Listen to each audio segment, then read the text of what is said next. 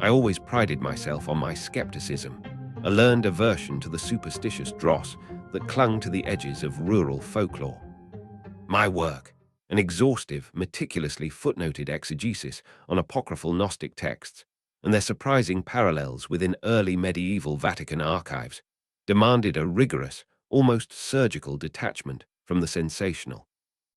I dealt in dusty manuscripts and forgotten languages, in the hushed implications of suppressed knowledge, not in the spectral visitations of village rumor. But then I came to this forgotten hamlet, tucked away in a fold of ancient hills, ostensibly for a particularly obscure collection of liturgical fragments supposedly held in a crumbling parish library. I came for the books. I stayed for the nightmare. The old men, their faces like cracked parchment, and the women, their gazes quick and darting, spoke of it in hushed, almost reverential tones. The Black Chapel, a place that wasn't, couldn't be. They sketch vague directions with trembling fingers, always concluding with the same fervent warning, never go, never look for it. It was always it, never she or he or the place. Just it. And the way their eyes would drift to the distant, tree-choked ridges, a palpable dread tightening their leathery skin, should have been warning enough. I, in my arrogant, academic superiority, dismissed it as delightful local color, a charmingly macabre addition to my research notes on regional psychological stresses. I thought I was simply documenting the quaint fears of simple people, compiling data on how ancient anxieties morph into modern myths. I was so utterly, tragically wrong. It was on the third week, during an unusually thick, unseasonable mist that rolled in from the sea, blanketing everything in a suffocating grey shroud, that I saw it. I had been walking, or rather, trying to walk, along a barely discernible path that was meant to lead to the remnants of an old Roman watchtower, another local legend I'd been determined to debunk. The mist was so dense it felt solid, tasted of damp earth and something else, something metallic and cold, like old blood. I couldn't see more than a few feet in front of me, the world reduced to a tight, shifting sphere of grey. Then, suddenly, it was there. Not emerging slowly, not gradually materializing. It was simply there. A chapel, black as pitch, hewn from what looked like volcanic rock, yet impossibly smooth, almost polished. No moss, no lichen, no sign of weathering. It stood utterly silent, utterly still, a perfect, impossible silhouette against the churning grey. There were no paths leading to it, no broken fence, no indication of human touch or care. It seemed to have blossomed from the mist itself, a structure alien and profound in its sudden presence. I stared, my breath catching in my throat, my mind scrambling for a rational explanation. An optical illusion, a trick of the light and the mist. But the sheer physical weight of it, the undeniable fact of its existence, rejected every logical escape route. This was real, impossibly real. My academic curiosity, which I now recognize as a terminal intellectual arrogance, warred with a primal, visceral fear that screamed at me to turn, to run, to forget what I had seen. The locals' warnings echoed in my ears, not as quaint superstition, but as the raw, desperate pleas of those who understood what I was too blind to see. Ignorantia est beta, they say. Ignorance is bliss. And in that moment, faced with the impossible blackness of that edifice, I understood why. But my cursed mind, trained to seek anomalies, to peel back layers of obscurity, pulled me forward. It was a compulsion, a gravitational tug from the void.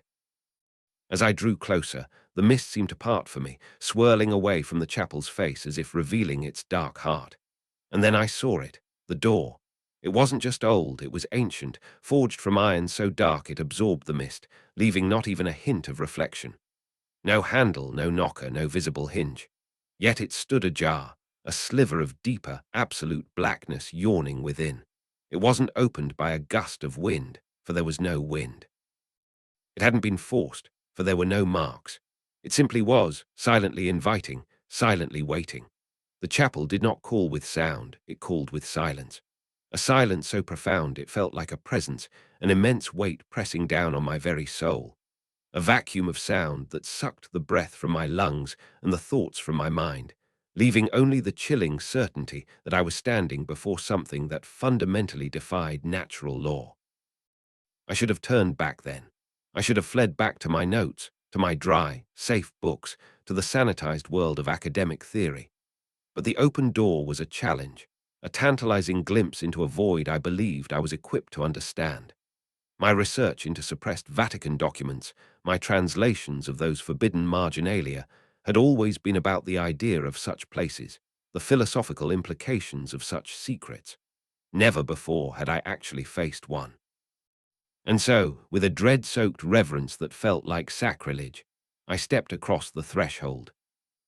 Inside, the silence deepened, becoming absolute, suffocating. My footsteps made no sound on the cold, flagstone floor.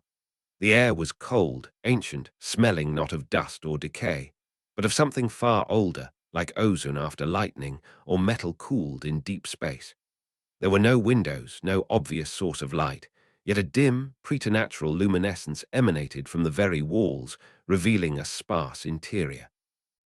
A single, oddly shaped altar, devoid of any Christian iconography, stood at the far end, its surface marked with geometric patterns that seemed to shift and swim if I stared too long.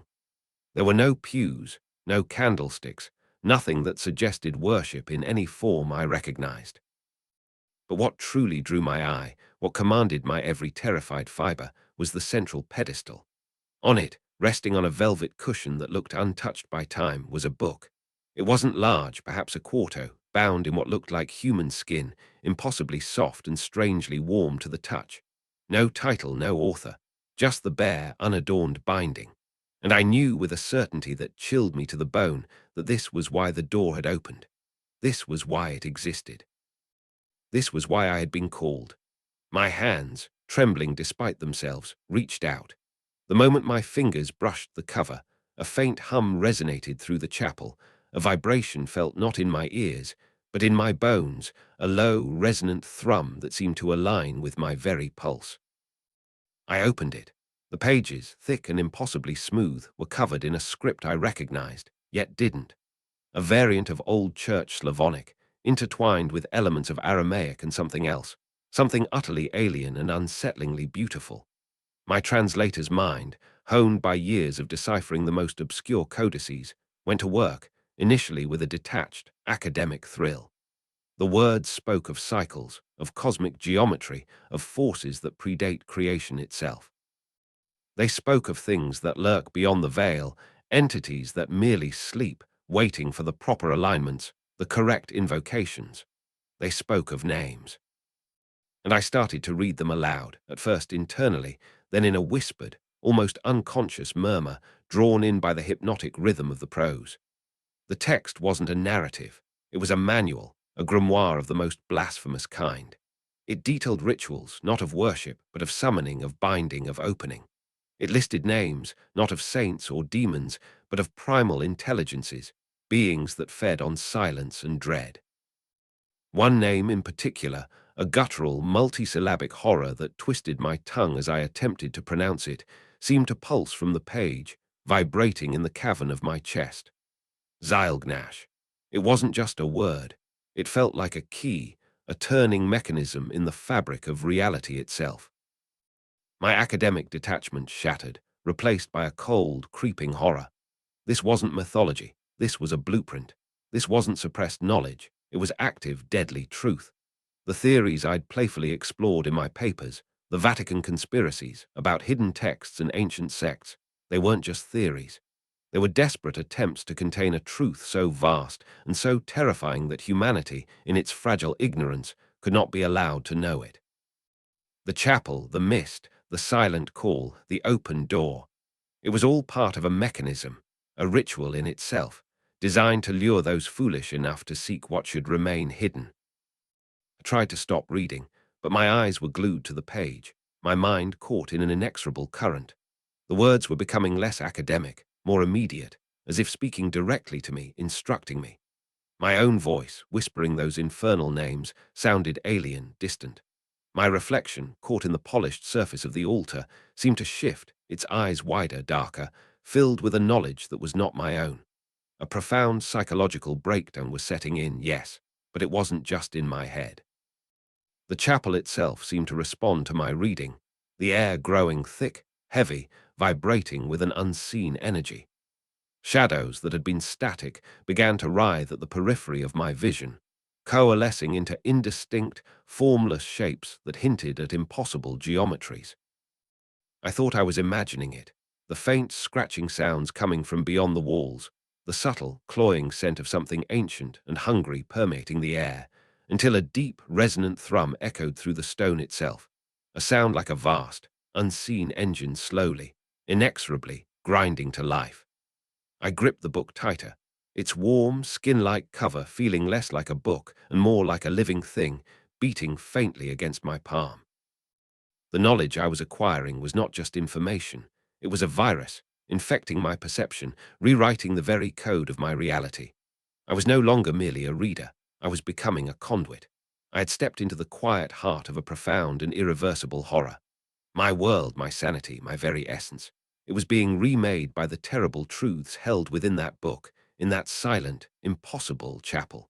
The door that shouldn't be had not just opened for me, it had opened into me. And now the silence of the chapel follows me everywhere, an echo of what I read, a constant reminder that they are listening, always listening, to the knowledge I now carry. It's easy to rationalize the initial draw, to cloak curiosity in the respectable garb of academic rigor. I told myself I was merely following a thread, a faint whisper in the forgotten archives of the Vatican, one of those obscure, apocryphal legends deemed too dangerous for widespread dissemination, even among the faithful. The Codex Umbra, they called it in hushed, almost fearful tones, a text supposedly detailing rituals so ancient and so anathema that merely acknowledging its existence was a sin of profound heresy. My specialty, you see, was the pre-Nicene heresies, the Gnostic deviations, the forgotten cults that challenged the very bedrock of established doctrine. This was just another academic pursuit, I assured myself, another footnote in the grand, bloody history of human belief and terror. I should have stopped then, at the first whisper of genuine dread from those old, watchful librarians, but the scholar in me, the part that craved the raw, unfiltered truth, refused to heed their unspoken warnings. The scent hit me first, even before my eyes adjusted to the gloom inside that forgotten chapel, tucked away in a remote, nameless corner of the estate. Not the familiar musk of damp stone and ancient parchment, but something far more unsettling, a dry, almost electrical tang, overlaid with the faint, cloying sweetness of decay, like a memory of burnt offerings long extinguished. My torch, a modern lead beam cutting a stark path through the suffocating darkness, revealed the nave, just as the whispered rumors had described it. Rows of wooden pews, meticulously aligned, but every single seat was occupied, not by parishioners, but by a fine, grey layer of ash. Not dust, mind you, but ash. And it wasn't just haphazardly strewn. It was shaped, perfectly sculpted, as if by some unseen hand. Each pile was a ghost, a perfect, chilling imprint of a human form caught mid-posture. They sat there, frozen, their ashen heads bowed, their hands clasped in silent prayer, or perhaps in desperate supplication. It was a tableau of absolute stillness, a congregation of the void. My breath hitched. My heart, a traitorous drum, began to hammer against my ribs. This was no ordinary ruin, no mere forgotten shrine. This was a consequence, a site of irreversible transformation. I moved slowly down the central aisle, the crunch of my boots on the rough flagstones seeming obscenely loud in the profound silence. The air grew colder with each step, a biting, unnatural chill that seemed to seep into my very bones. Then I saw them, the candles. Dozens of them, arranged on the altar and along the nave walls, their wicks intact, their wax unburnt, yet they flickered with an invisible flame. The light was there, a pulsing, rhythmic glow that somehow cast shadows even though there was no tangible source of combustion. And those shadows, they didn't behave as shadows should.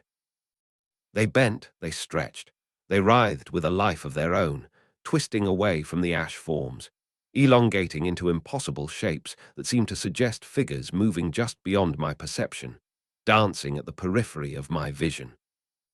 Miserere me, I whispered, the Latin prayer a nervous reflex, a useless invocation against the creeping dread.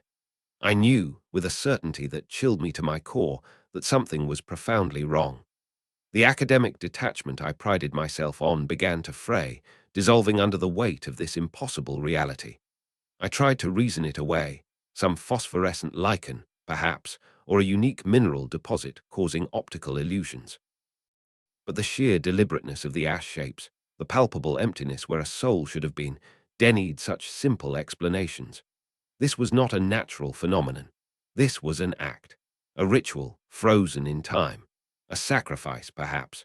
The whispers about the Codex Umbra, about its unspeakable contents, echoed louder now in my mind.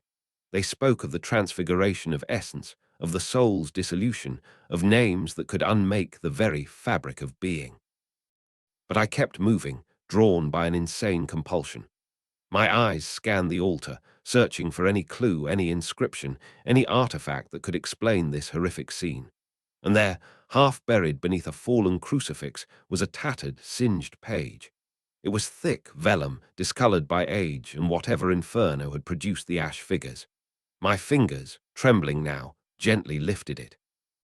The script was ancient Latin, dense and arcane, interwoven with sigils and glyphs that made my academic training scream in recognition. Symbols of binding, of elemental transmutation, of spiritual transference. It spoke of ignis purgatorius, not the purifying fire of salvation, but a consuming, annihilating flame that rendered flesh to its constituent dust while preserving the soul's imprint. It spoke of a locus non vivis, non mortus, a place neither living nor dead, where the boundary between states could be blurred, where echoes could persist. Then my gaze fell upon a particular passage, a sequence of words that seemed to burn into my retina despite the dim light. It was an invocation, a series of sonorous names, each one more resonant than the last, names of forgotten entities, of principles older than time, of the very fabric of the void. Ether Iblis, Sol Invictus, Lux Tenebris. I read them aloud, a low murmur in the silence, my scholarly instinct to vocalize the ancient text overriding the rising panic. As the last syllable left my lips, the air in the chapel grew impossibly heavy, thick and resonant, like a vast, invisible bell had been struck. The impossible flickering of the candles intensified, casting those wrong shadows into sharper, more grotesque relief. They stretched, coalesced, and for a fleeting, horrifying moment, I thought I saw them move, coalesce behind the ashen forms in the pews. Not just shadows on a wall, but outlines of something that had been roused, something that had been waiting and was now stirring. A cold dread, far deeper than any fear of death, seized me. It was the terror of understanding, the horror of having invoked the very mechanism that had created this macabre congregation. I had not merely found a text, I had activated it. I had not merely observed a ritual, I had completed it, however inadvertently. The silence in the chapel was no longer empty. It was laden, pregnant with an unseen presence, a profound, ancient awareness that had been dormant, a lingering entity that now knew my name, knew my voice. It wasn't waiting for someone foolish enough to stay anymore. It was waiting for me. I had stepped into the circle, and the circle had closed. I should have turned back at the door, should have let the archives keep their secrets, but the lure of knowledge, the insidious promise of forbidden truth, dragged me deeper than any academic could have imagined. Now, I am not merely a witness. I am part of the record, a participant in a horror that transcends mortal understanding. And now, sometimes, when the light dies just so, I see the wrong kind of shadows stretching from my own feet. The scent of aged parchment and forgotten incense usually brings me a perverse comfort, a quiet reassurance that I am among kindred spirits, the hushed whispers of long-dead scholars and the forbidden truths they painstakingly recorded. Tonight, however, the familiar aroma in my private archive feels different, cloying, almost suffocating. The air is still, save for the rustle of a turning page, yet an inexplicable chill clings to my skin, a coldness that seeps deeper than the old stone walls of this place should allow.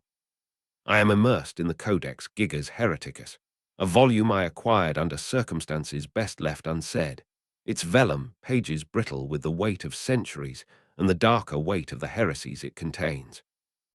My eyes trace a particularly unsettling passage, a liturgical fragment describing a rite to invoke the absent singer, a deity or entity known only through a few scattered, redacted Vatican indexes.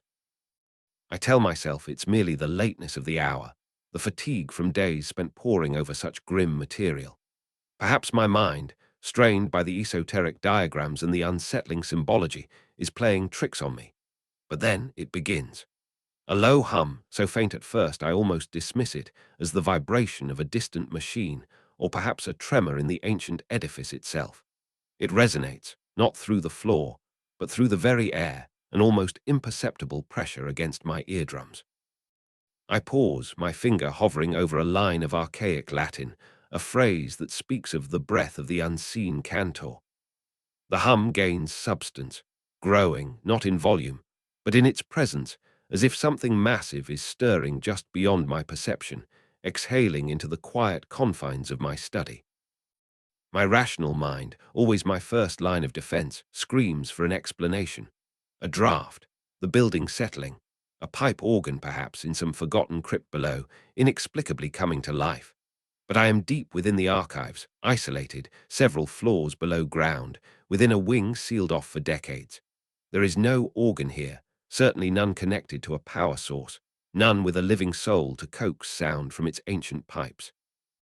Yet the hum resolves into a series of distinct notes, a deep, resonant bass, followed by a higher, reedy tone, then another, weaving a pattern of sound that is undeniably melodic. It is a hymn, slowly, impossibly, beginning to unfurl in the stagnant air. The chill deepens, wrapping around me like a shroud woven from starlight and shadow. It is a cold that does not belong indoors, a frigid alien temperature that numbs my fingers even through the worn leather of my armchair. The hymn intensifies, each note a deliberate, drawn-out exhalation, building upon the last with an agonizing slowness. It possesses a strange, mournful beauty, a lamentation perhaps, or a glorification of something vast and terrible. The sound curls around me, insidious, palpable, as if physical tendrils of sound are exploring the space, searching, reaching. It feels less like hearing, more like an internal vibration, a resonance deep within my bones, unsettling every fiber of my being. I try to move, to stand, to break free from the invisible coils of this auditory serpent, but I find myself strangely paralyzed. My gaze is fixed, almost against my will, on the codex open before me. The passage I was reading, about the absent singer and the breath of the unseen cantor, suddenly glows with a chilling, self-fulfilling prophecy. This is it. This is the moment I crossed the threshold, the point of no return from which all my academic curiosity descends into outright madness or something far, far worse. I thought I was merely deciphering ancient lore, documenting the forgotten beliefs of a banished cult. I thought I was safe, shielded by the detached neutrality of a scholar. But the hymn tells me otherwise. And then the words begin. They are not sung in any human tongue, nor do they possess the clear articulation of a choir or even a single voice. Instead, they are felt, a direct implant into my consciousness, bypassing my ears entirely. Ancient words, primordial and raw, seeping into the deepest recesses of my mind. They are in a language I should not understand, a composite of Akkadian whispers and forgotten Proto-Semitic gutturals, laced with something truly alien, a syntax that bends and warps logic. Yet I comprehend them. Every syllable, every terrible meaning, unfurls with sickening clarity. It speaks of sacrifice, of shadows, of covenants made in the black void between stars. It speaks of a vast emptiness that hungers, and of those who call to it from the terrestrial realm. I should have stopped when I first felt the chill. I should have turned away when the hum began. But my perverse curiosity, my relentless drive to know the hidden truths, held me captive. Now, the old words weave a narrative of cosmic dread, a liturgy of absolute surrender. They are a hymn to something utterly beyond human grasp, a power that pre-exists all creation, lurking just outside the veil of reality. It is a hymn of invocation, a complex series of resonant tones and implied agreements designed not to praise, but to draw forth. And I, with my meticulous translations and my insatiable desire for knowledge, have inadvertently provided the score. Air thickens, growing heavy, almost viscous with the weight of the sound. I feel as though I am submerged, drowning in an ocean of pure, terrifying noise. The very fabric of reality feels thin, stretched to its breaking point. I close my eyes, desperate to shut out the overwhelming presence, but the words continue to cascade into my mind, each one a hammer blow against the fragile edifice of my sanity. The hymn crescendos, a symphony of voiceless horror, building towards an inevitable, dreadful culmination. A name, a single, distinct, and utterly forbidden name. And then, woven into the very heart of that archaic, alien chant, resonating through my skull with an almost physical force, I hear it. My name. My own name. Spoken, or rather, vibrated into existence by a voice that belongs to no throat, that has no lungs to draw breath, no vocal cords to articulate. It is a sound that originates from a place beyond human comprehension, a cold, empty void, yet it pronounces my identity with absolute precision. Codex. Not a title, not an alias, but the essence of my being, stripped bare and laid out for something unimaginable to claim. It is an acknowledgement, a recognition, an intimate address that chills me to the very marrow of my bones. I am not an observer, I am the subject. I am not reading about the absent singer, I am being sung to. A cold sweat breaks out on my forehead, even as the unnatural chill of the room bites deeper. This is not some general invocation, this is personal. My delving into these forbidden texts, my relentless pursuit of the Codex Gigas Hereticus and its unholy verses, has not merely informed me of a forgotten horror. It has activated it. I have become a conduit, a focal point. My very existence, my scholarly obsession, has been the final key, turning in a lock that should have remained forever sealed. The hymn, now a direct address, continues to reverberate, each note a declaration of ownership, each ancient word a binding spell. My name, once a simple identifier, now feels like a brand, burned onto my soul by an entity older than time itself. I understand, with a clarity that borders on agony, that this is not a hallucination, nor a metaphor. This is real. This is my new reality. The knowledge I sought has consumed me, transforming me from a seeker into a sacrifice. My name echoes again, this time with a faint, almost imperceptible note of hunger, a vast, patient hunger that has waited millennia. I am caught, trapped in the coils of a hymn I cannot escape, bound by words I never should have understood.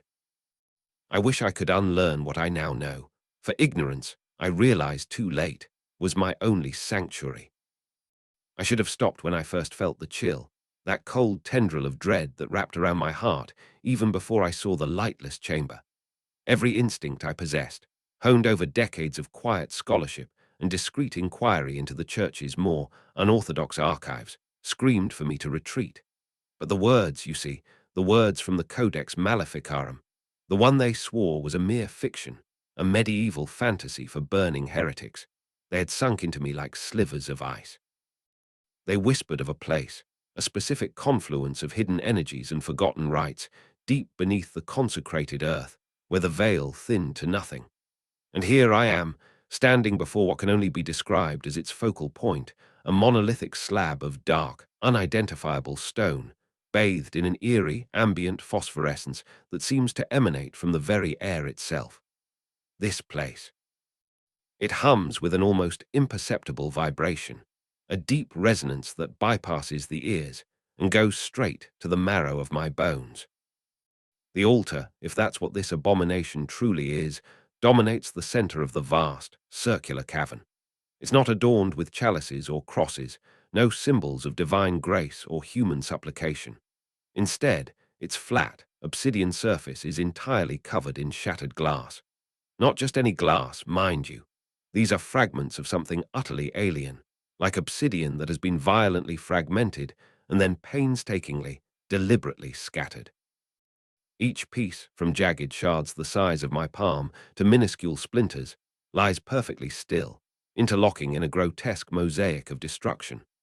I approach cautiously, my shadow long and distorted behind me, feeling the oppressive weight of centuries of unspoken blasphemies pressing down. It's the kind of silence that isn't just an absence of sound, but an active, consuming entity, absorbing every whisper of sanity and every stray thought of hope. And then I see it, or rather I don't see it. There is no reflection. None. My own trembling figure, the faint light of my lantern, the ancient, moss-draped walls of the cavern, nothing appears in the millions of glass facets. It's as if these shards absorb light, consume it, rather than bounce it back. A mirror that shows nothing, a window to avoid. This shouldn't be possible. Even the darkest obsidian has some reflective quality, but this is a literal dead zone for light, an anti-mirror. My mind, usually a bastion of logic and empiricism, struggles to reconcile the sensory input with any known physical law. It's a violation, a fundamental insult to the order of the cosmos, and my breath catches in my throat. This is more than just an illusion. It's an active denial of existence, a visual testament to a place where natural laws simply do not apply. The humming intensifies, no longer just a vibration in my bones, but a faint, high-pitched thrum that seems to weave through the very air. It's subtle, almost musical, like 100 forgotten harps playing a single, unending chord just beyond the reach of human hearing. I lean closer, drawn in spite of myself, compelled by a perverse academic curiosity that has so often led me to the precipice of ruin. The sounds emanate directly from the glass, each shard a tiny, vibrating string of a buried instrument, resonating with a power I can almost taste on my tongue, bitter, metallic, like ancient rust and dried blood. It's a mournful sound, a lament that has stretched across eons, a song of sorrow and entrapment, barely audible but profoundly felt, sinking into my soul with an icy grip. It speaks of things lost and things caught, of an echo chamber where suffering replays itself endlessly. My hand, quite against my conscious will, reaches out. It's not a choice, you understand. It's an imperative, a fatalistic drive that has guided every step since I decoded the true meaning of the Vatican's forbidden litany and discovered the coordinates for this abyssal realm. My fingers hover over a particularly sharp, triangular shard, glinting with a dark, inner fire. The parchment from the codex had warned, in cryptic Latin, of the speculum animi, the soul's mirror, and the price of seeking reflections where only shadows dwell. It spoke of those who dared to touch, those who sought answers from the shattered pieces of a forgotten deity, and the terrible truths they were granted. I remember reading it, scoffing at it then, dismissing it as poetic hyperbole, a cautionary tale for the overly curious. How naive I was, how utterly, tragically unprepared for the reality of such warnings. My fingertip finally makes contact. There's no resistance, no immediate pain, only a sensation of intense, profound cold, as if I've touched a fragment of solidified vacuum. Then a sudden, searing pain, not a sharp, physical cut like from an ordinary piece of glass, but something deeper, something that bypasses skin and muscle entirely. It feels like my very essence is being peeled back, a spiritual incision. Blood wells up, black in the dim light, but the wound isn't just on my finger. It feels like it's carved directly into the core of my being, into the unseen matrix of my consciousness. And as the pain blossoms, the shards around me, all of them, seem to ignite with a brief, internal luminescence, shimmering like countless trapped stars. The humming swells into a silent roar that vibrates through my teeth and skull. And then I see them. Faces. Millions of them. They flicker into existence within the glass, not reflections, but projections, spectral images trapped within the very material of the shards. Faces of every conceivable ethnicity and era, contorted in silent screams, wide-eyed in terror, some etched with a profound, soul-weary resignation. Men, women, children, their eyes, glazed and distant, stare out from their crystalline prisons, seeing nothing, yet somehow seeing me. These are not mere phantoms. They are portraits of agony, living records of those who came before, who touched this altar, who sought what they should not have.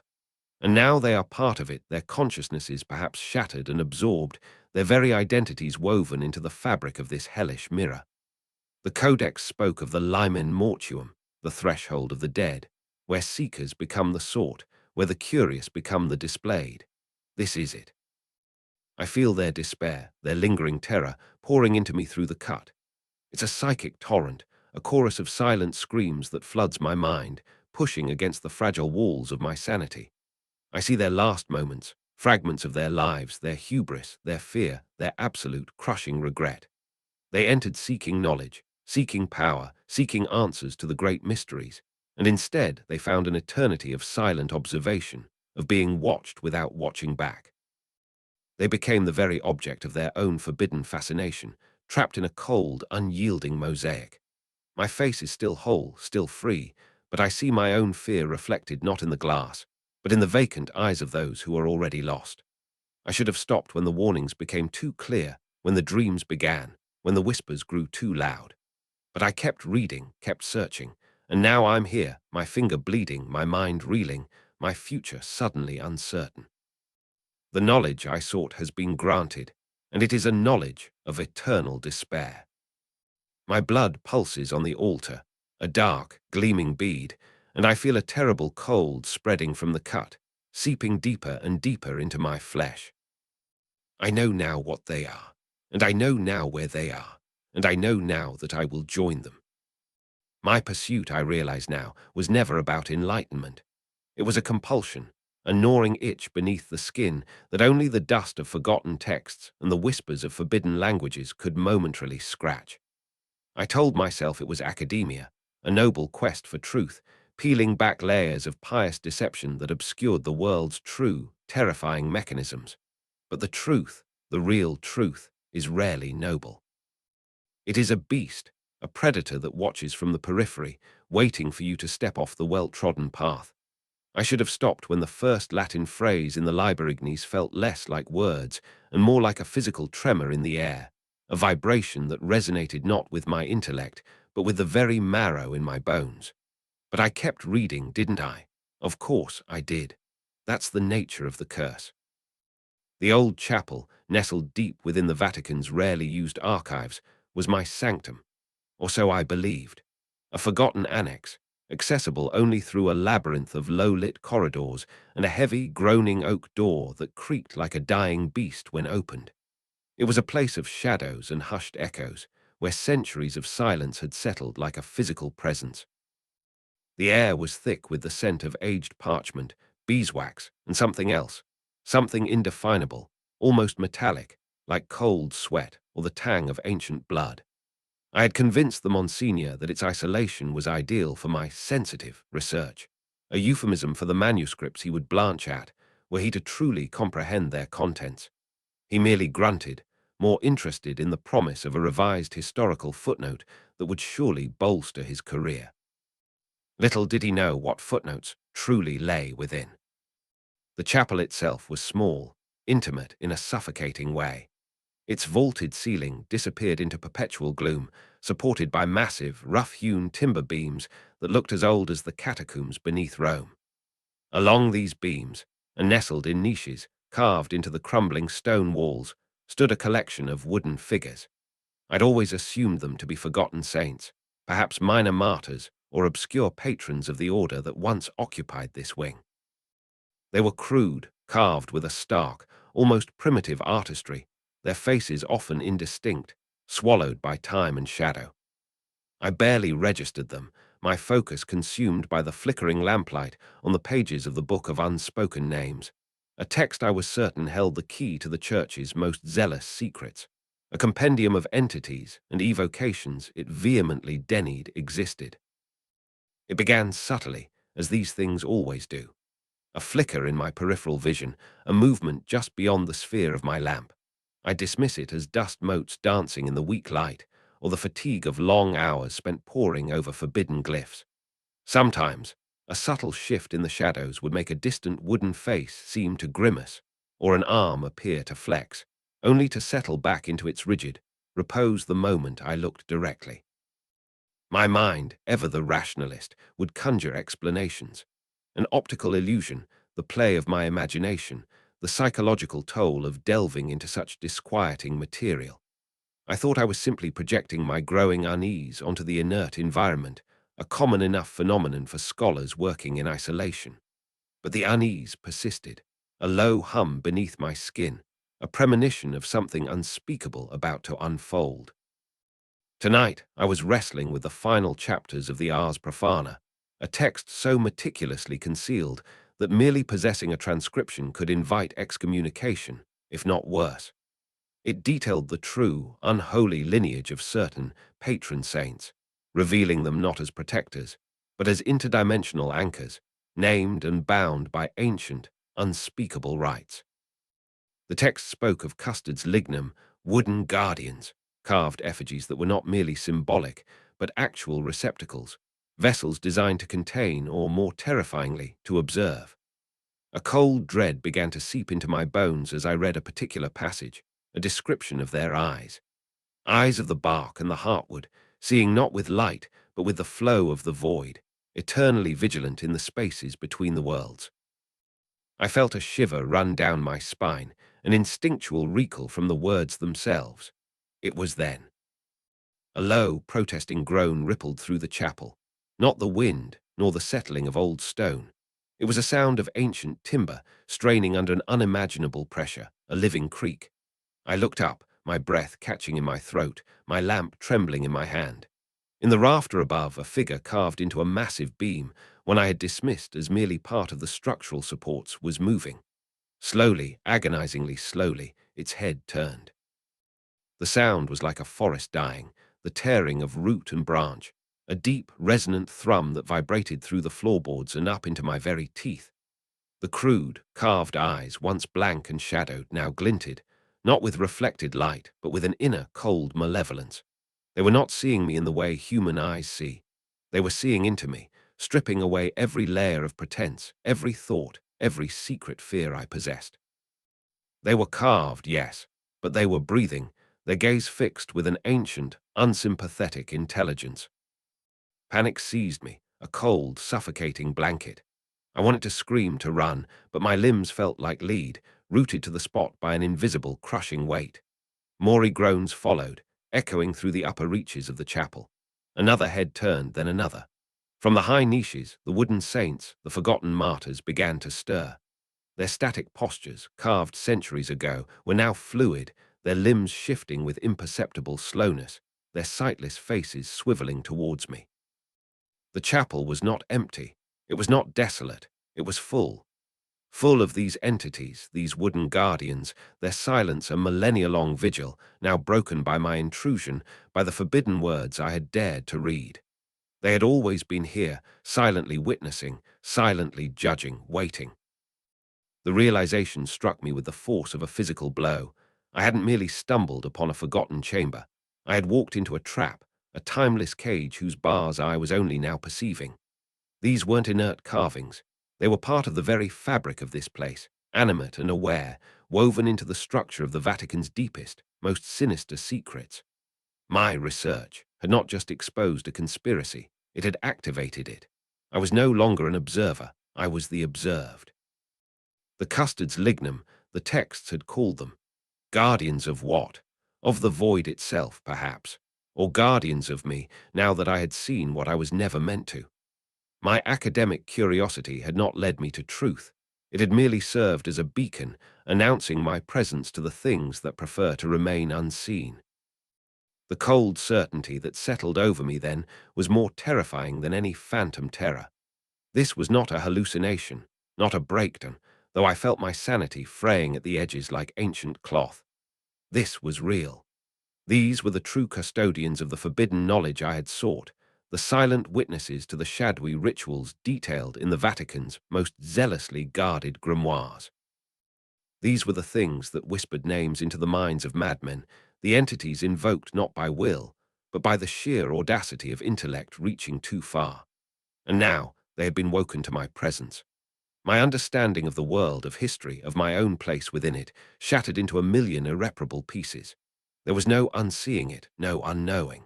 The veil had been ripped, and behind it 1,000 wooden eyes watched, silently, eternally. I wish I could say I ran, that I escaped. But how do you escape an awareness that has seeped into the very air you breathe, the very shadows you inhabit? The chapel is no longer just a place. It is a state of being, a constant, chilling presence that dogs my every step, even now, far from Rome. The glint of light on a polished surface, the creak of old floorboards, the indistinguishable flicker in my peripheral vision, it all carries the weight of those carved, watchful eyes. They are still turning, still groaning. They are watching. They have always been watching. And I am no longer just a man. I am an open book, a living text, laid bare for their inscrutable, ancient gaze. The knowledge I gained was a poison, and now I am its slow, agonizing death. I should have stopped, of course. That's the refrain of every man who has stared into the abyssal more of the unknown and found it staring back with too familiar eyes. I should have ceased my inquiries the moment I found the marginalia in the Liber Veritatis. Not the official copy, mind you, but the third, uncatalogued manuscript kept in that private Florentine collection, bound in human skin, they said, though I dismissed it then as macabre folk tale. The scribbled Latin was crude, almost childlike, yet the meaning was anything but nomina non in libro vitae, est in libro umbrarum, names not in the book of life, but in the book of shadows. It was a thread, thin as spider silk, leading away from accepted doctrine, away from the sanctioned narratives of faith, and into something far older, far more demanding. But I kept reading, didn't I?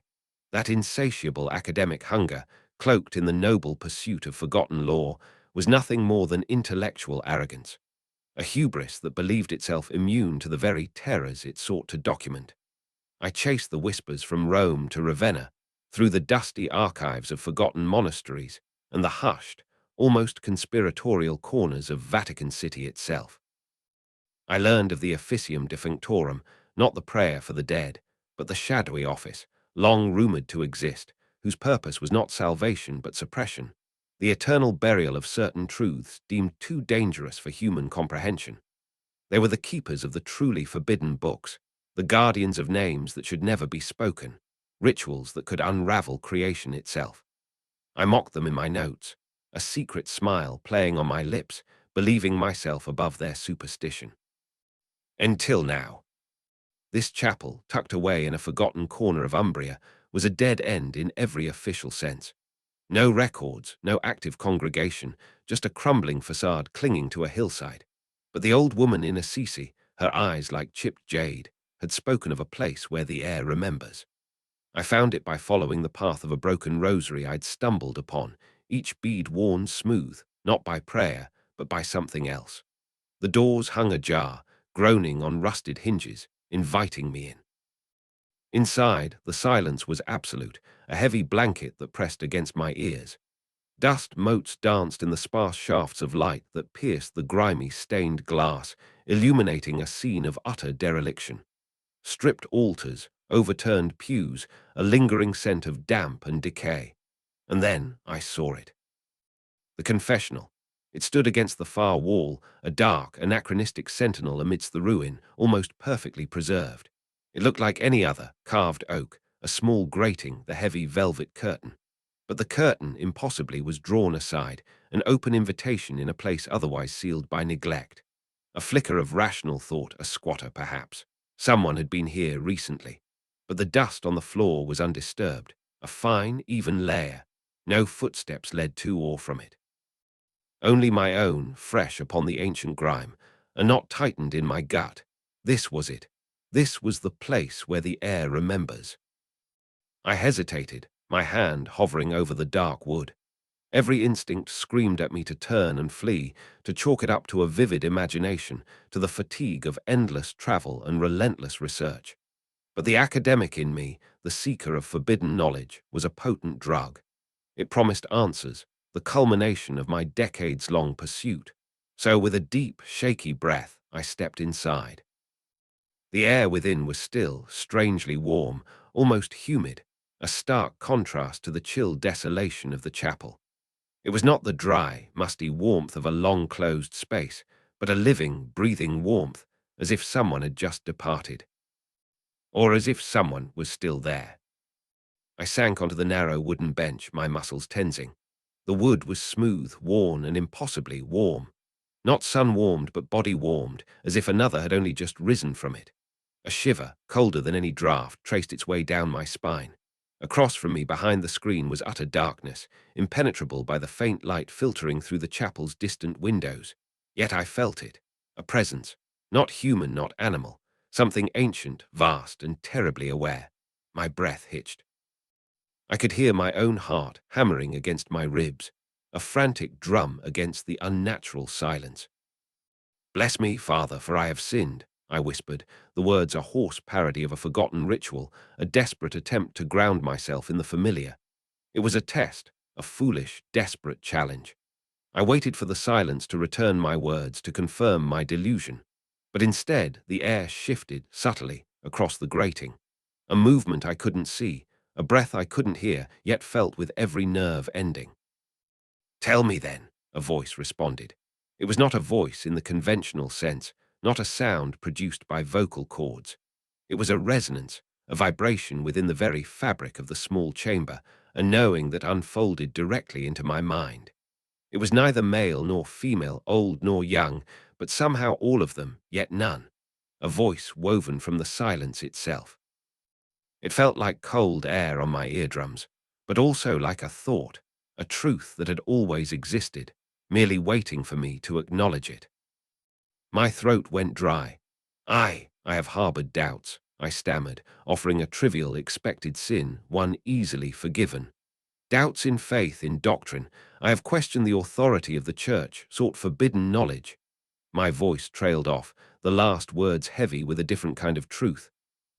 The presence shifted again, a subtle tightening of the air, an intensification of the unseen gaze upon me. And then the voice returned, not echoing my words, but cutting through them, reaching for something far deeper, far older. "You speak of trifles, of academic pride. You do not speak of the boy, the one you let fall, not into the current of the Tiber, but into the shadow of the name." My blood ran cold. The confessional seemed to shrink around me, the walls pressing in.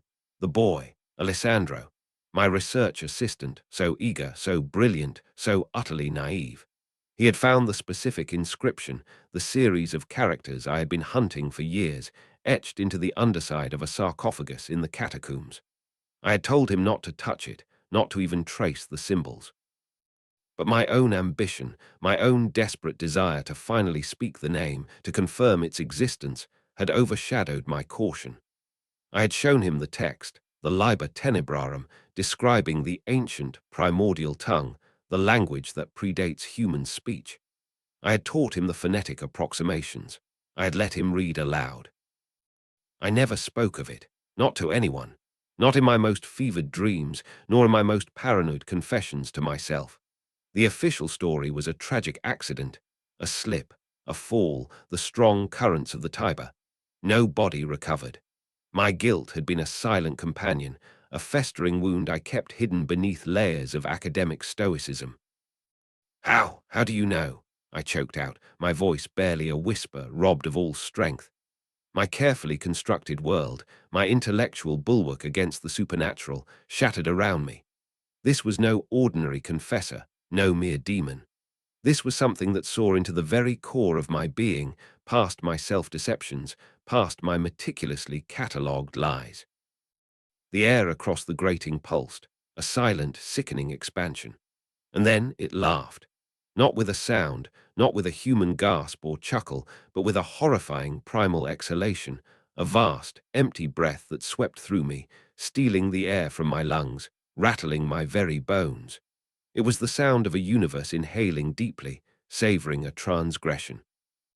It was the breath of something that had witnessed every sin since the dawn of time, and understood them all, not as moral failings, but as exquisite, delicious notes in a cosmic symphony of despair. It knew. And now, so did I. The secret, no longer mine alone, had been voiced in a place beyond mortal hearing, witnessed by something beyond mortal comprehension. I was exposed, utterly, irrevocably, to a predator that had hunted not for centuries, but for eons. The warmth that had filled the confessional became suffocating, burning, as if the air itself was scorching my lungs. I scrambled back, my hands scraping against the rough wood, my eyes wide, and unseeing in the impenetrable darkness across the grating. I lunged for the small, heavy door, throwing my weight against it, desperate to escape the knowing presence. the silent, breathing laugh that echoed not in my ears, but in the deepest, most terrified chambers of my soul. I stumbled out into the relative gloom of the chapel, gasping, shaking, every cell of my body screaming in terror. The ancient silence of the ruin now seemed welcoming, a comforting shroud against the intimate horror I had just endured. But I knew it wasn't over, not now. It watches me still, from the periphery of every shadow, from the silence between my thoughts, waiting for the echo of that unconfessed name. The silence before the first clang was heavier than any tomb. It was the kind of silence that presses in on your eardrums, making the blood in your veins sound like a rushing torrent, the kind that anticipates an unbearable sound, a fracture in the very air. I was in my study, a sanctuary that has become my cage, surrounded by the very texts that have unraveled me. The scent of aged paper and old leather, once comforting, now feels like the cloying breath of a crypt. My notes, meticulously compiled over years, sprawled across the antique desk like the scattered bones of a forgotten prophet. Each inscription, each obscure symbol, each whispered anecdote I had dismissed as mere superstition, now shimmered with a terrible, undeniable truth. I stare at the window, a square of fading twilight, and I see nothing but the encroaching dark. My mind, once a cathedral of structured thought, is now a labyrinth of whispers and shadows, echoing with the dreadful knowledge I was never meant to possess. I should have stopped, you understand. I should have closed the Codex Umbrarum the moment I felt that tremor, that subtle shift in the air. But the scholar in me, the thirst for the unvarnished truth, was a fatal addiction. My obsession began innocently enough, a pursuit into the esoteric fringe of ecclesiastical history. Specifically, the rumored, silent chapters of certain monastic orders, those clandestine texts hidden within the Vatican's most guarded archives, spoken of only in hushed, fragmented Latin phrases by pale, nervous men. My initial interest was academic, the suppression of knowledge, the systematic erasure of inconvenient truths. But the deeper I delved, the less academic it became. I uncovered references to a particular order, long defunct, whose members were not so much monks as custodians of a threshold, guardians of a silence far older than man. Their texts, scattered across forgotten libraries and illicit private collections, hinted at rituals of sound and resonant frequencies, designed not to ward off evil, but to mark its inevitable passage. They spoke of the iron tongues of the empty hand, bells that tolled for a specific purpose, a specific entity, and a specific moment. A moment I now realized was imminent, thanks to my own reckless curiosity. It began subtly, a recurring motif in disparate texts, a specific sequence of musical notation, not for human ears, but for something else, a pattern of vibration. I catalogued them, cross-referenced them, initially thinking it a form of encrypted message, perhaps a key to another hidden archive. But then I found the Liber Niger Caeruleus, a chilling tome bound in what felt suspiciously like human skin, supposedly a transcript from the black masses of the 13th century. And within its brittle pages, amidst the blasphemous invocations and blood-spattered diagrams, was a detailed description of the iron tongues. They were not mere bells, but resonant conduits built into ancient structures, capable of resonating with a frequency not of this world. And their purpose, to announce an arrival, to sound the signal for a shift, a tearing of the veil when he drew near. I remembered the passage vividly. Quando campanuli sign manibus sonabunt, tunc ille venit. Et quibus nomen ius notum est, primus in conspectu stare debit. When the bells toll without hands, then he comes, and those to whom his name is known must be the first to stand in his sight. My blood ran cold. My hands, calloused from years of turning ancient pages, began to tremble. I had found the name. Not just a name, but the name. The unpronounceable, the unspeakable, the one that scholars of the occult would sell their souls to merely glimpse. It was buried deep within a corrupted transcript of the Testamentum Nigrum, nestled within a liturgy that spoke of summoning, not through will, but through resonance. A particular sequence of sounds, a vibration tied to an archaic, almost forgotten arrangement of syllables. I had merely translated it, written it down in my notes, a string of seemingly meaningless consonants and guttural vowels, a linguistic curiosity. I had not spoken it aloud, thank God, but merely having transcribed it, having known it, felt like I had already uttered the most profound curse. My mind, so accustomed to logical frameworks, wrestled with the implications. Could merely possessing the knowledge, merely seeing the name, be enough? Was my innocent act of scholarly translation, my obsessive cataloguing of forbidden lore, the very trigger that set these ancient mechanisms in motion? I thought I was imagining it, the creeping chill, the tightening in my chest, the subtle, almost imperceptible hum that seemed to emanate from the very foundations of the earth beneath my feet. Then the first clang. It wasn't a ringing, not in the joyful, celebratory sense of church bells. It was a groan, a grinding shriek of tormented iron, a sound that tore through the preternatural silence like a shard of ice through glass. The entire room shuddered. Books fell from shelves, parchment scrolls unrolled with a dry whisper, and the antique lamp on my desk swayed violently, casting dancing shadows that seemed to writhe with a life of their own. My heart hammered against my ribs, a trapped bird desperate for escape. My breath hitched, caught somewhere between my throat and my lungs. I scrambled to the window, my legs suddenly heavy, weighted with an unseen dread. The old bell tower, a forgotten relic on the outskirts of this secluded estate, stood silhouetted against the bruised twilight. No ropes moved. No human hand was visible.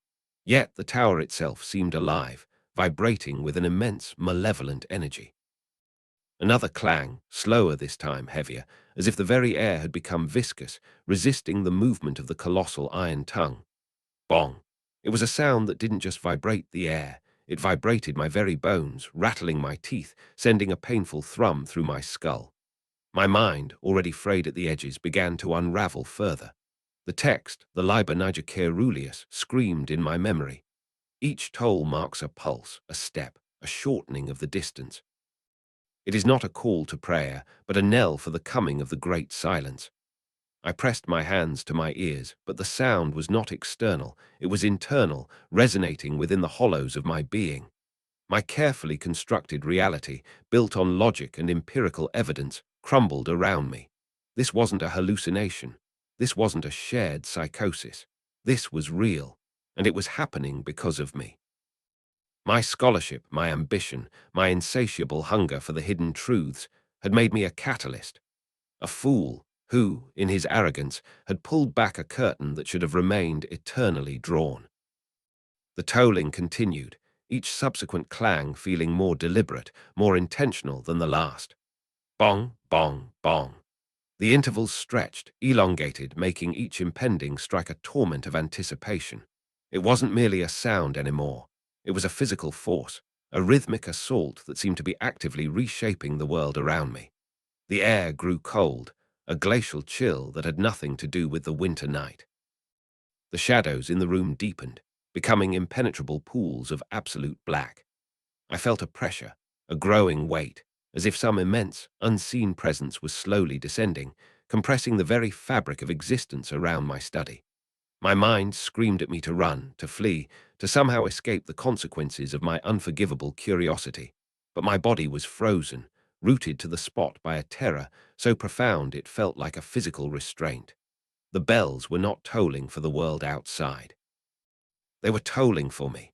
Each resounding peal was a beat in a countdown, marking his approach, drawing him closer to the one who had dared to know his name. I felt a presence then, not seen, not heard, not even truly sensed with any of my conventional faculties. It was a feeling, an immense, crushing weight of utter negation, a cold that promised to consume all warmth, a silence that would swallow all sound. It felt as if the air itself had been exhaled by something ancient and vast, something that had waited patiently for millennia for a fool like me to inadvertently open the door. The bells continued their slow, dreadful cadence, and with each bong the pressure intensified, the darkness deepened, and I understood with a clarity that pierced through my terror what the monks of the silent chapters had truly guarded against. They had not been trying to hide the existence of a deity or a demon. They had been trying to hide the path to its awakening, and I, in my hubris, had illuminated that path. I had found the forbidden knowledge, not to simply observe it, but to activate it. I was no longer an academic. I was an unwitting participant, a sacrifice. The last clang was not a sound, but an absence of sound. A vacuum. The echoes of the previous toll seemed to be sucked out of existence, leaving behind a silence far more terrifying than the cacophony that preceded it. The pressure in the room became unbearable, then vanished, leaving a strange, weightless void. The lamp flickered wildly, the shadows receded, but the cold remained. I could feel him. He was here. Not in a form I could comprehend, perhaps not yet, but his presence was undeniable, vast, and utterly indifferent to my existence. I had brought him. I, with my meticulous notes and my thirst for forbidden lore, had sounded the bells of his arrival. And now I was trapped in the aftermath, forever bound to the knowledge that had brought about my undoing. The world outside, the mundane world I once inhabited, was gone, replaced by a reality that echoed with his silent presence, a presence that now resided, irrevocably, inside my own mind. I hear the whispers now, no longer from ancient pages, but from the depths of my own shattered thoughts, and I know I have merely begun to pay the price. I should have stopped when the first whispers reached me, faint as dust motes dancing in the sepulchral light of the Vatican archives. The air, heavy with the scent of ancient parchment and forgotten sins, carried a chill that had nothing to do with the draught from a half-closed window. I was elbow-deep in the Codex Umbrarum, a tome supposedly culled from the Library Prohibiti centuries ago, a collection of writings so virulent they claimed it poisoned the minds of even the most devout. My clearance, a hard-won victory of academic persistence and carefully cultivated connections, felt like a fool's errand then. I was searching for discrepancies in papal edicts concerning certain anomalous structures, the kind that appeared in obscure regional histories, only to vanish from official records. And there it was, a marginal note in an old Tuscan dialect, a snippet describing not a chapel built on consecrated ground, but a chapel that was consecrated ground, alive and aware. I thought it was mere metaphor, a poetic flourish to describe an unusually hallowed space. I was a fool, a blind, arrogant fool. But I kept reading, of course I did. The forbidden always holds a peculiar allure, especially when cloaked in the sanctity of an institution that preaches rigid control. The texts grew more explicit, less metaphorical. They spoke of places of profound convergence, where the veil between worlds thinned, not just figuratively, but literally. Structures built over Lee lines, sure, that was common enough occult lore. But these documents described a form of bioarchitecture, not crafted by human hands alone, but grown, cultivated, perhaps even summoned. They were called capoli spirans, the breathing chapels. The description of their construction was veiled in cryptic passages, hinting at the infusion of primal life force, the merging of stone and spirit, the sacrifice of, well, the specifics were conveniently smudged or torn from the pages. I remember a particular passage in faded Latin, et spiritus in muro habitat, cor suum pulsans in lapide. And the spirit lives in the wall, its heart beating in the stone. Chilling, yes, but academic curiosity, I told myself. Nothing more. I thought I was imagining it until the first tremor. Not an earthquake, not the familiar rumble of the city outside. This was internal. A deep, resonant hum originating from the very foundations of this quaint, isolated chapel I had finally tracked down, nestled in a forgotten valley, far from any tourist map. I'd used the coordinates, a hidden cipher found in the margins of the codex, convinced I was on the cusp of an archaeological marvel, perhaps a pre-Christian sacred site repurposed. The hum was low, almost infrasonic, yet it resonated in my bones, a thrumming beat beneath my feet. I remember the dust on the old wooden floorboards, dancing, skittering with a frantic energy I'd never seen before. It wasn't a vibration. It was more like a sigh, a deep intake of breath. I told myself it was the wind, the settling of an old building, the creaking of ancient timber. Anything but the truth that was beginning to unfurl its tendrils around me. The chapel inhales me now. Every step I take deeper into its nave feels like I am being pulled further down an esophagus. The floorboards, once solid underfoot, now possess a disturbing malleability, yielding with a subtle give that feels disturbingly organic, like muscle contracting beneath skin. The very air is thick, humid, a cloying, metallic tang coating my tongue. It tastes of something ancient, something that has been contained and is now awakening. The ornate carvings on the altar, the frescoes depicting serene saints, seem to ripple at the edges of my vision, their fixed expressions twisting into grotesque, silent screams or perhaps simply mouths preparing to devour. I am not simply in a chapel.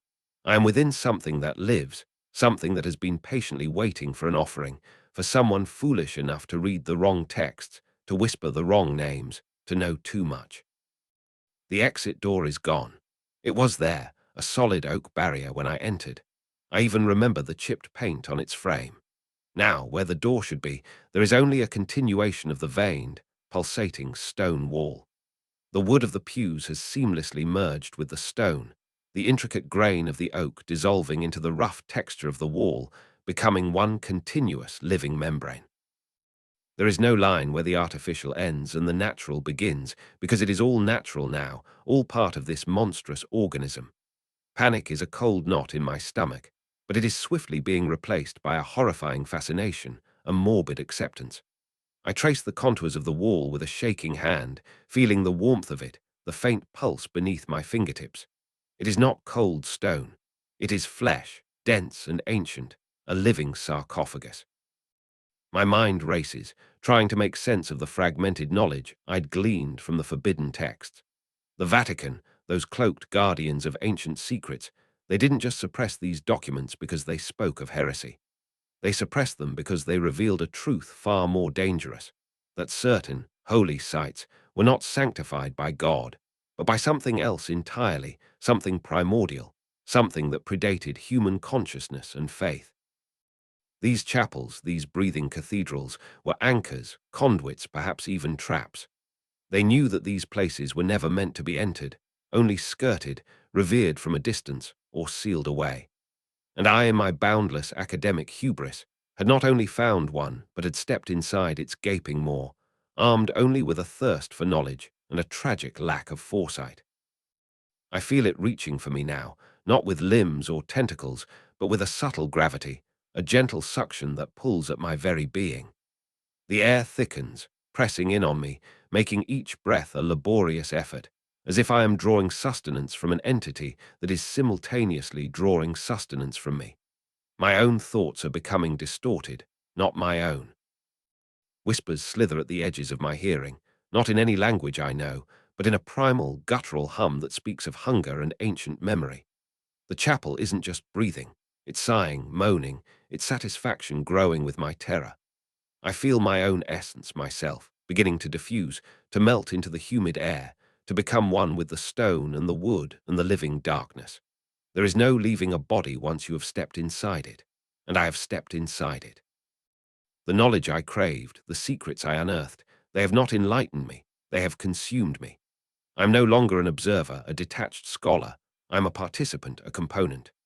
The world outside, the world of people and purpose and academic ambition, feels like a distant, fadding dream. All that is real is this pulsing, living tomb, this capella spirans, and the terrifying realization that it is not merely a place, but a colossal, patient predator. My heart beats faster, not from fear, but from a strange synchronicity with the rhythm of the chapel itself, a shared pulse that binds us in this unspeakable intimacy.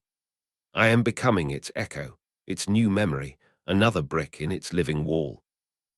The dread is absolute, for I know I am merely a new beat in its ancient, endless heart, and the Vatican will never acknowledge my disappearance, for that would mean acknowledging it.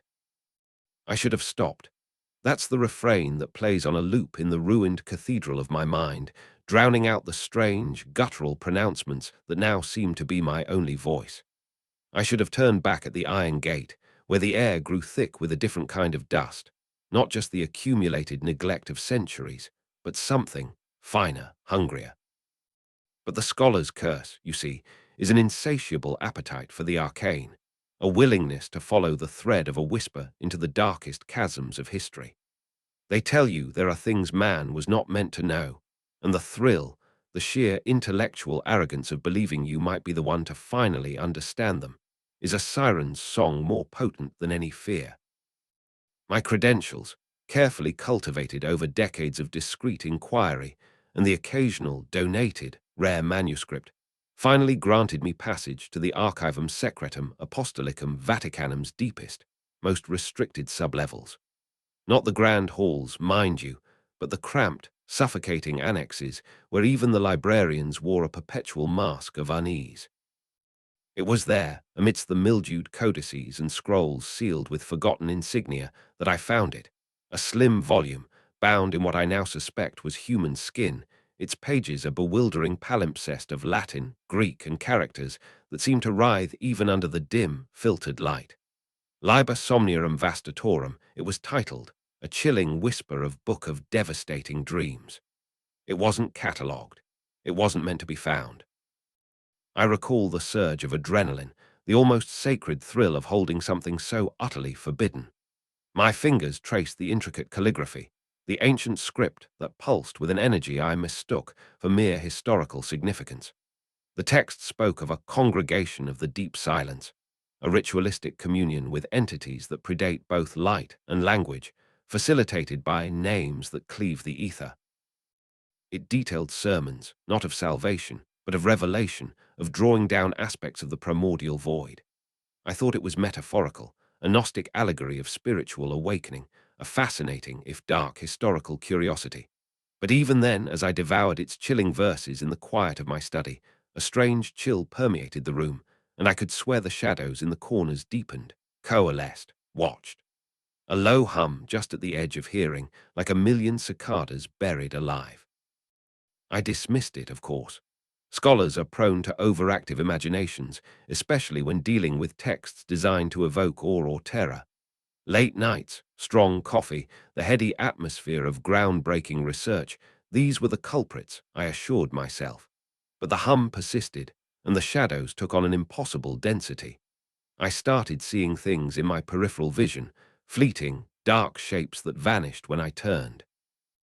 The air grew heavy, static-charged, smelling faintly of ozone and something metallic, like old blood.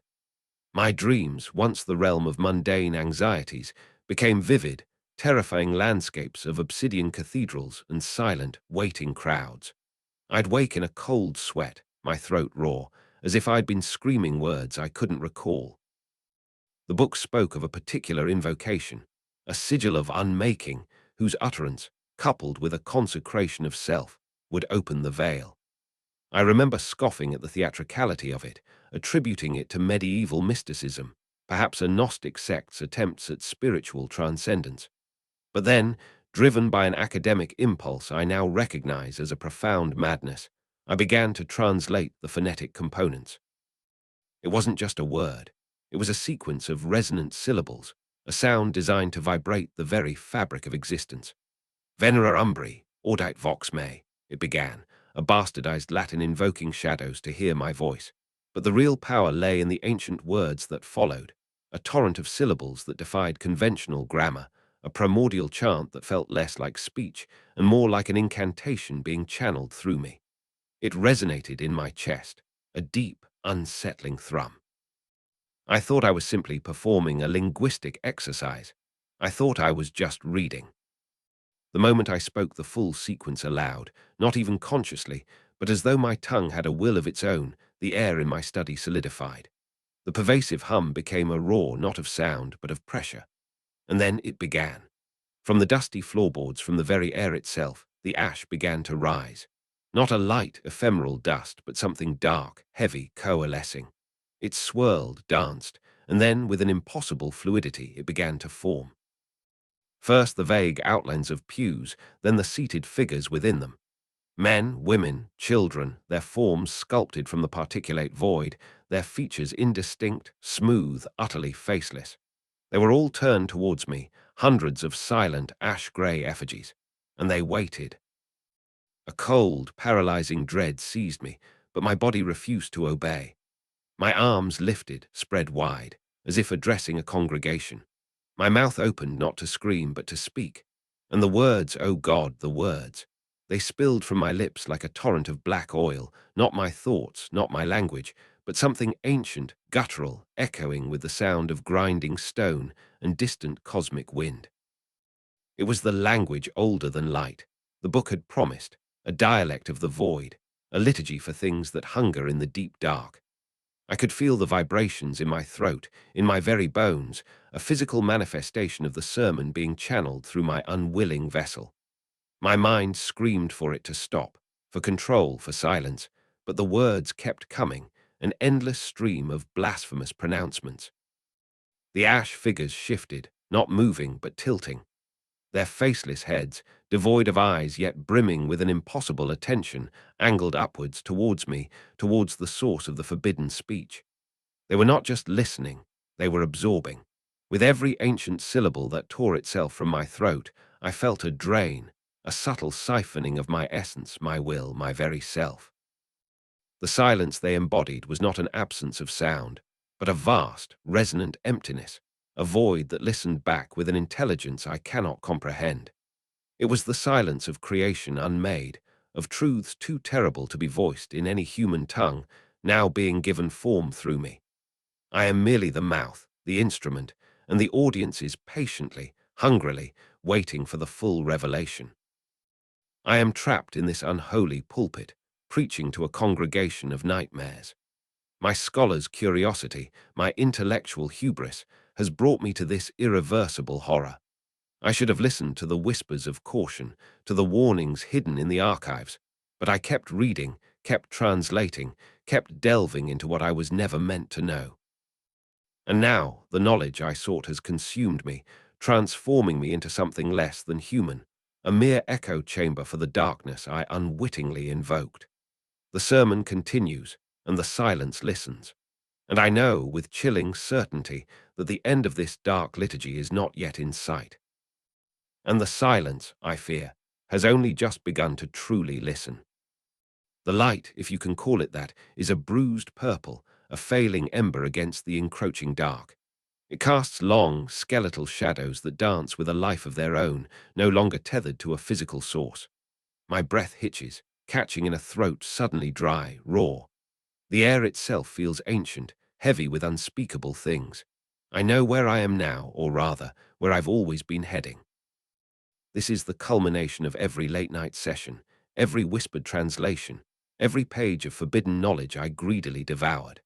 I should have stopped, oh, how I should have stopped, when the first tremor of true understanding shivered through me, when the implications of Liber Umbrarum, hidden within the deepest, uncatalogued archives beneath St. Peter's Basilica, began to align with the garbled whispers of the old sacristan, gone mad in his final days, muttering about the hunger of the stone.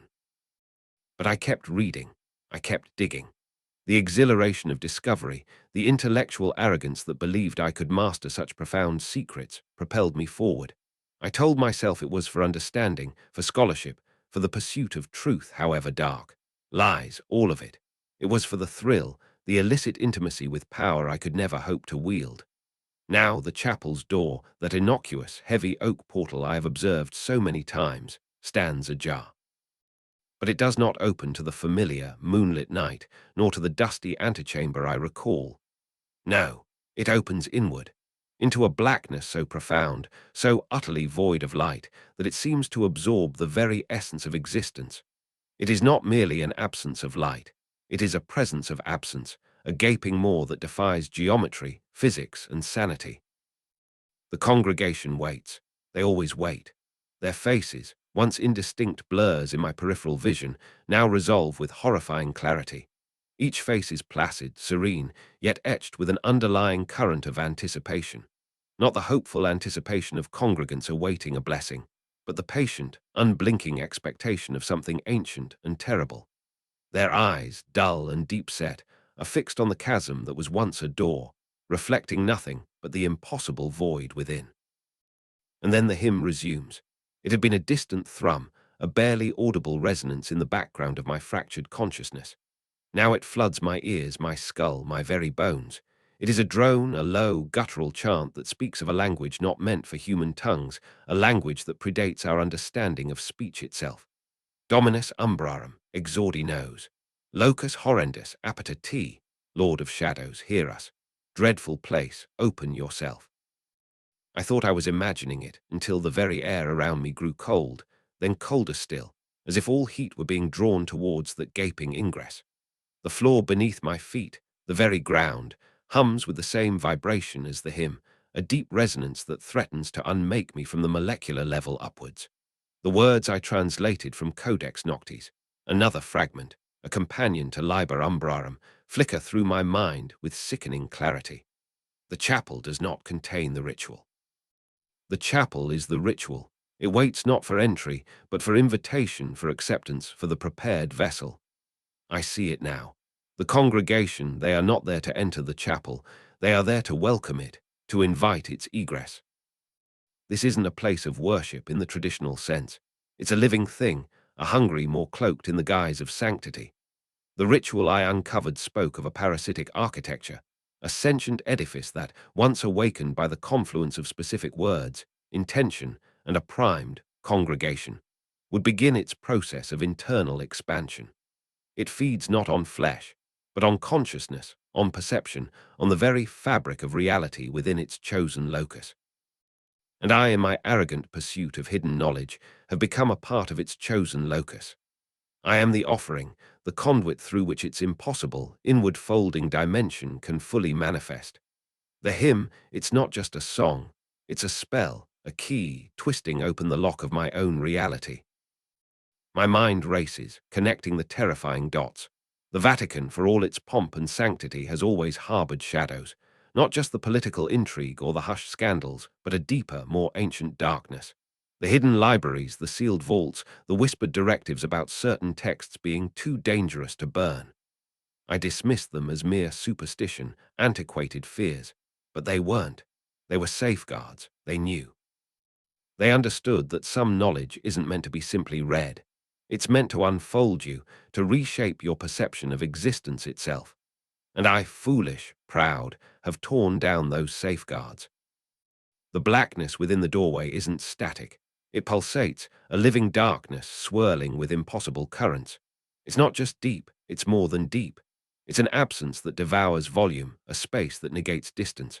I feel its pull, a gentle, inexorable suction, not just on my body, but on my very thoughts. The boundaries of myself begin to blur. My skin prickles, a thousand tiny needles of dread. My vision wavers, the outlines of the chapel's interior, the pews, the altar, the very walls, softening, melting into a viscous, formless landscape around the impossible door.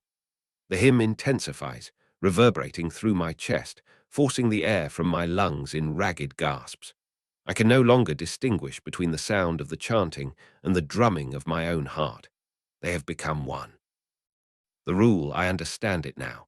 No one enters the chapel. No one can enter it, not in the way we understand entry. Because the chapel, once awakened, once called forth by the forbidden words and the willing congregation, expands. It doesn't just open its doors, it becomes the door. It opens inward into every mind, every soul present. It becomes the space, and the space becomes it. It doesn't invite you into its physical confines. It invites its own impossible geometry into yours. It enters them. It enters me. And the deepest dread of all, I think I knew this on some subconscious level all along. I just didn't want to believe it. The light is dying.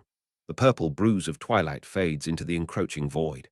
The faces of the congregation are now indistinguishable, merging into a single, collective mask of serene horror, their eyes still fixed, still reflecting that impossible, hungry blackness. The hymn is no longer outside me. It is inside, a fundamental frequency of my own failing being. My limbs feel heavy, rooted, yet my mind strains, yearns, against the encroaching tide. It's too late. The words I read, the things I uncovered, they were not just information. They were invitations. Invitations to an experience I can never undo. I can feel the edges of my sanity fraying, tearing like old parchment. The chapel isn't just opening, it's breathing.